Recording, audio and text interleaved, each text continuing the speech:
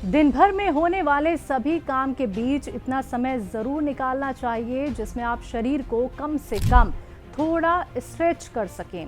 सिर्फ घर और काम के बीच उलझे रहने की वजह से लोग अपने शरीर पर ध्यान नहीं दे पाते। कभी ऑफिस में तो कभी घर पर लगातार बैठे या लेटे रहते हैं। उसी का नतीजा होता है कि कई बार हमारी नस दब जाती है। बहुत समय तक एक ही पोजीशन में बैठे रहने की वजह से ये शरीर पर किसी चीज के दबाव से नस के दब जाने की संभावना हो सकती है, जिसकी वजह से शरीर में थकान रहती है।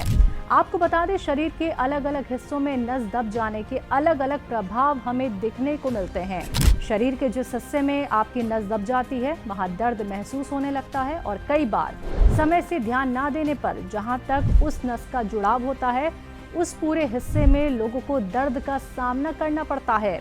नसों के दब जाने से कई बार चलने फिरने यहाँ तक कि हिलने डुलने में भी दर्द झेलना पड़ सकता है। शरीर में ब्लड के सही सर्कुलेशन के लिए जरूरी है कि कोई ना कोई फिजिकल एक्टिविटी को रोजाना एक बार जरूर करें ताकि आपके साथ ऐसी कोई परेशानी ना हो।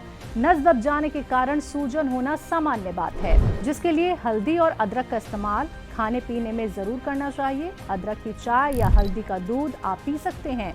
इसके साथ ही जितना हो सके खुद को हाइड्रेट रखना चाहिए। आइए जानते हैं दुनिया के सबसे काबिल, कामयाब और व्यस्त हकीमों में से एक हकीम सुलेमान खान साहब से ऐसा घरेलू नुस्खा जिसकी मदद से आप इस परेशानी से दूर रह सकते हैं।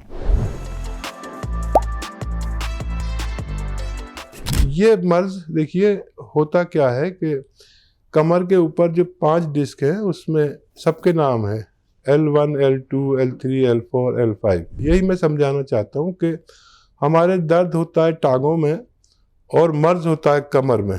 हम टांगों का इलाज कराते रहते और टांग का ऑपरेशन भी कर डालते, ये गलत है। आपको कमर का इलाज करना है और कमर के इलाज के लिए मैं आपको दवा भी बताऊंगा। हालांकि मैं दवा बहुत कम बताता हूँ लेकिन घरेलू नुस्खा भी बताता हूँ। अगर आप लिख रहे हैं तो सुरंजान शीरी यानी मीठी सुरंजान एक बड़ी मशहूर दवा है। मीठी सुरंजान, कड़वी मत लेना। सुरंजान शीरी, अजगर नागौरी और अलसी और कलौंजी। सुरंजान शीरी, अजगर नागौरी, अलसी, कलौंजी और धनिया, ये 5 चीज़ें 100-100 ग्राम। और 100 ग्राम आपको लेना है गोंद स्याह यानी काला गोंद। काला गोंद 100 ग्राम लेके सब रॉ मटेरियल लेके घर में पाउडर बनाए। पिसा पिसाया लाना मना है।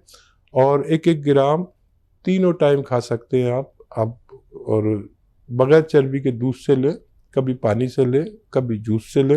आपकी दर्द का ठीक होना मुमकिन है।